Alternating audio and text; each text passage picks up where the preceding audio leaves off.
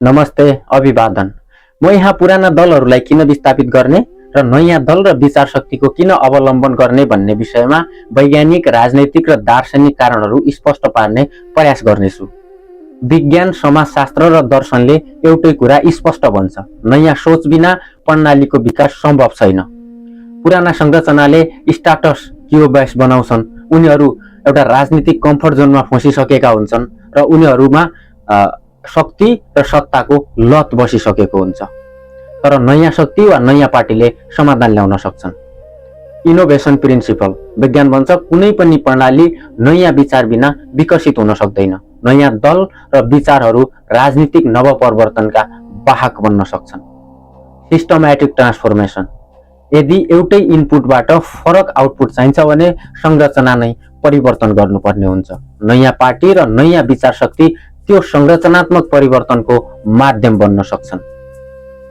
Open society concept, खुला समाजमा निरन्तर परीक्षण र सुधार अति आवश्यक हुन्छ। नयाँ शक्तिलाई अवसर दिनु नै लोकतान्त्रिक विकास र प्रगति मान्न सकिन्छ। इन्ट्रोपी इन सोसियल सिस्टम, लामो समय सत्तामा बसेका संस्थाहरू र शक्तिहरूमा कार्यक्षमता घट्दै जान्छ र घट्दै गइरहेको हुन्छ। त्यसैले प्रणालीलाई नयाँ ऊर्जा अति आवश्यक हुन्छ र त्यो नयाँ ऊर्जा नयाँ विचार शक्तिहरूमा देखा पर्ने गर्छ।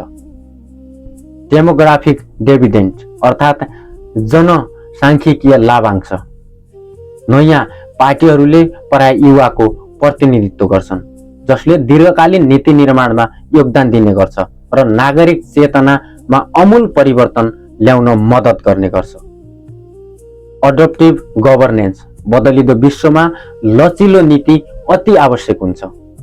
नयाँ शक्ति परिवर्तनसँग छिटो अनुकूल हुने गर्छन्। रेशनल चोइस थ्योरी, मतदाताले अधिकतम लाभ दिने विकल्प रोज्नुपर्छ। नयाँ पार्टी पुराना असफल मोडेलको विकल्प हुन सक्छन्। प्याराडाइम शिफ्ट कन्सेप्ट, विज्ञानमा जस्तै राजनीतिमा पनि नयाँ प्रतिमानले मात्र वास्तविक प्रगति सम्भव बनाउने गर्छ। सोसियल इनोभेसन, जटिल समस्याको समाधान परम्परागत सोचले र पुरानो प्रणालीले मात्र सम्भव हुँदैन र विकल्प अनिवार्य हुने गर्छ।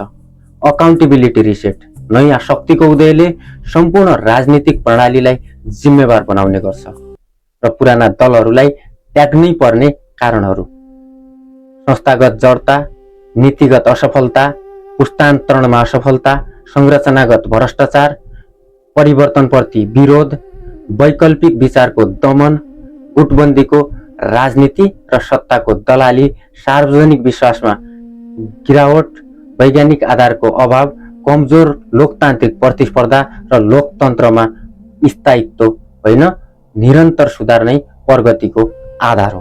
त्यसैले नयाँ विकल्पलाई अवसर दिनु राजनीतिक प्रयोग मात्र होइन, सामाजिक विकासको वैज्ञानिक आधार र आवश्यकता पनि हो।